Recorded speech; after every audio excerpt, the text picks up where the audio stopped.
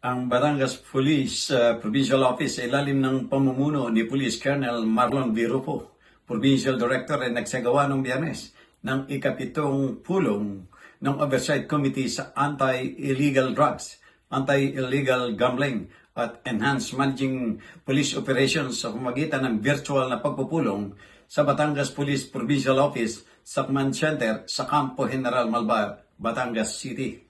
Ang pulong ay pinangunahan ni Police Lieutenant Colonel Dwight F. Fonte Jr., Deputy Provincial Director for Operations, at dinalahuan ng mga provincial staff kasama mga Chiefs of Police, Force Commanders, 403rd RMFB at Provincial Support Units bilang mga virtual attendees.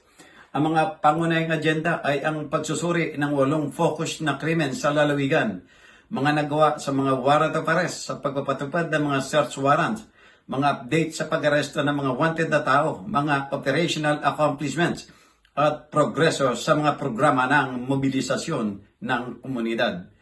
Ang pulong ay nagtatampok din ng mga operasyon na nagawa at ipinakita kasabay ng mga resulta ng provincial sakleo. Habang ang mga update sa mga inisyatiba ng mobilisasyon ng komunidad ay binigyan din ng Project Lakas at iba pang mga aktibidad ng PCR. Ang Batangas PPO ay nanatiling matatag sa kanyang pangako na lumika ng mga ligtas at mas secure na kapaligiran para sa lahat ng residente at patuloy na inaangkop at pinahuhusay ang kanyang mga operasyon upang epektibong matugunan ang mga nagbabagong hamon ng kriminalidad. Jojo Cesar Magsumul Gulat para sa journalnews.com.ph.